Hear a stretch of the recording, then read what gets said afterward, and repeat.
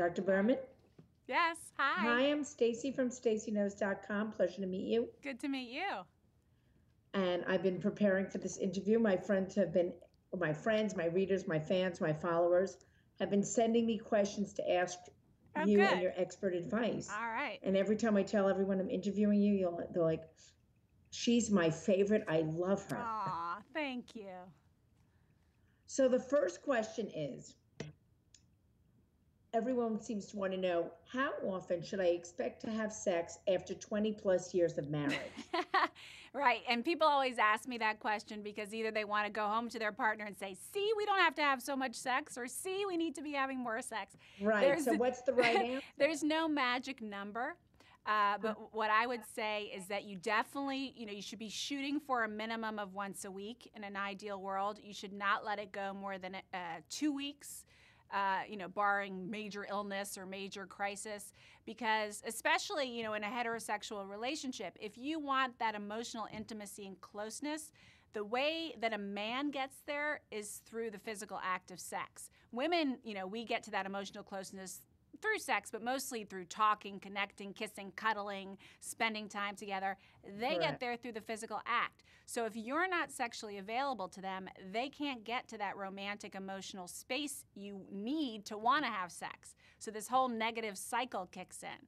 So it's about, go ahead, what were you going to say? Well, but what if it's the females wanting sex and not he's the not? Right, and that is happening more and more, especially in this economy, because one of the biggest libido killers for men is financial or work-related stress.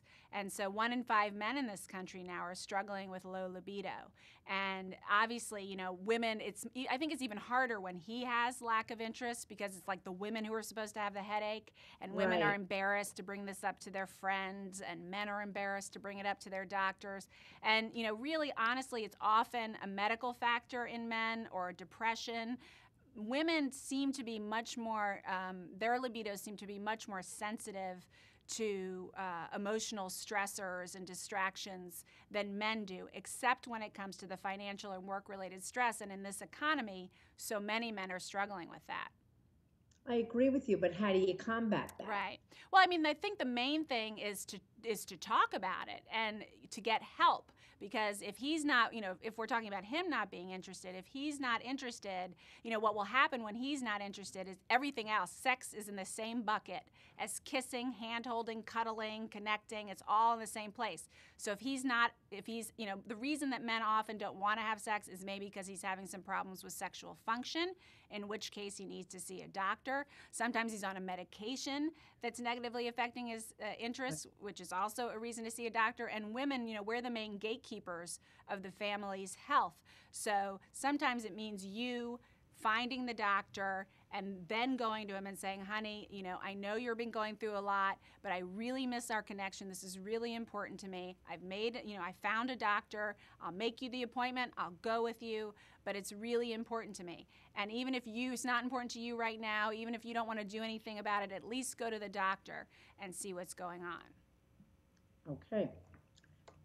The next question they've sent me is, this woman says, I have some fantasies that I'd like to bring into the bedroom, such as watching a porn flick or asking my hubby to tie me to the bedpost. But I'm too shy or embarrassed to bring this up. Yet, I think it would really help our sex life, which has gotten routine. How do you recommend talking about your sexual fantasies with your partner? It is very embarrassing for lots of people to bring these things up. That's okay. One great way to do it is to, make a game out of it. Say to your partner, let's write down all the sexual fantasies we would ever want to act out with each other. I mean, you're not going to write down your fantasy about the gardener or whatever, But we'll leave him out of it. Yeah, right. But something that includes him. But the pool boy. Yeah.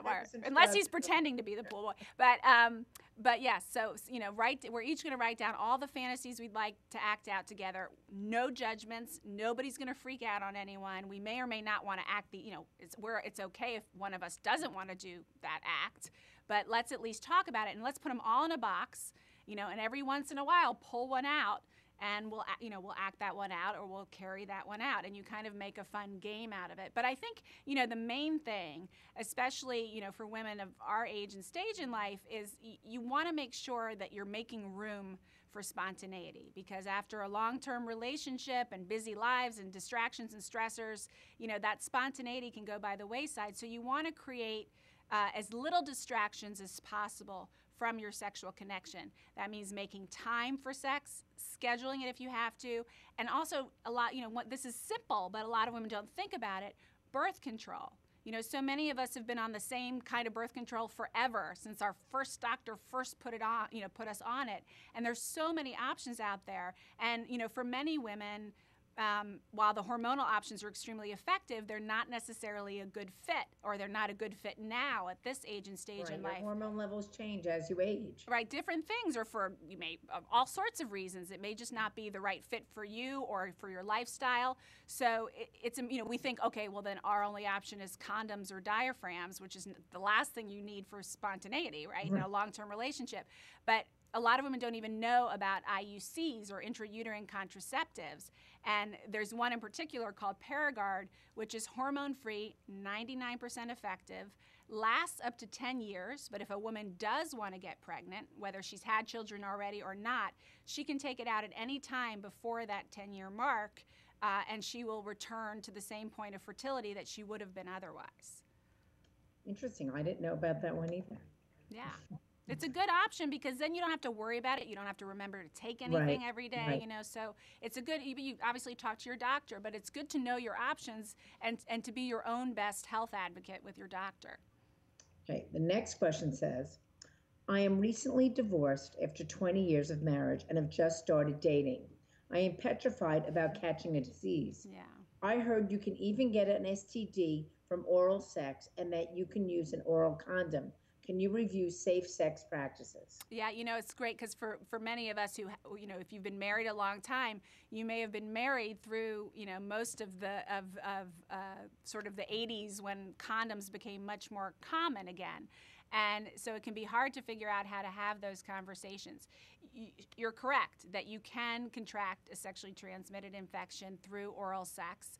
And there are condoms that can be used, but they're typically flavored condoms if you're talking about oral sex. Right. But also you have to think about her as well. If he's performing oral sex on her, there are even things called dental dams, or these sheets of latex that often even come in flavors as well, that you kind of put over the genitals, so you are, I won't get too graphic, but you can use your imagination. Right.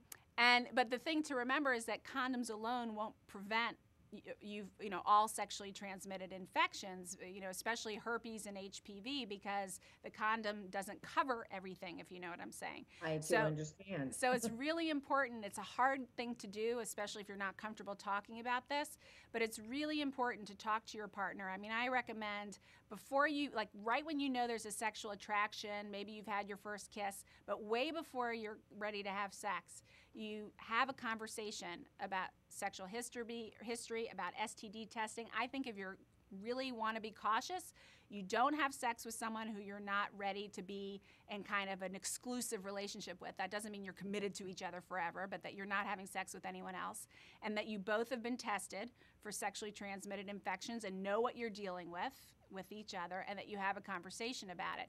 And that should be happening way before you're ready to have sex. Right, then that leads me to this question. Somebody wrote me, how soon can you have sex with a new partner without them thinking you're a slut?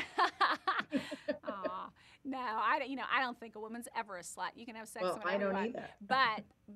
But there is something to be said for, from a safety standpoint, as I said, certainly waiting is important to get a sense of their sexual history, any STDs, and to make sure that all of that has been accounted for. But I also think it depends what you're looking for. If you're looking for fun, then who cares if he thinks you're a slut?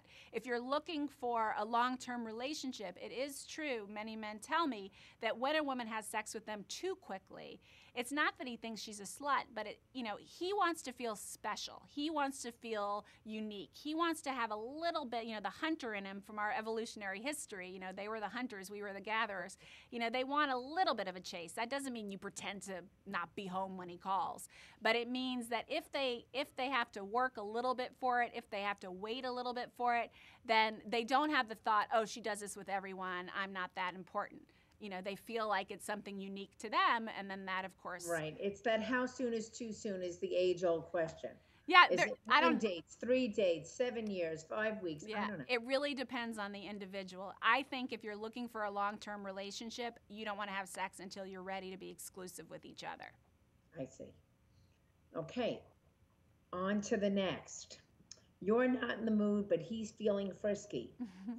Are there options? Options. What do you mean? Like, I don't know.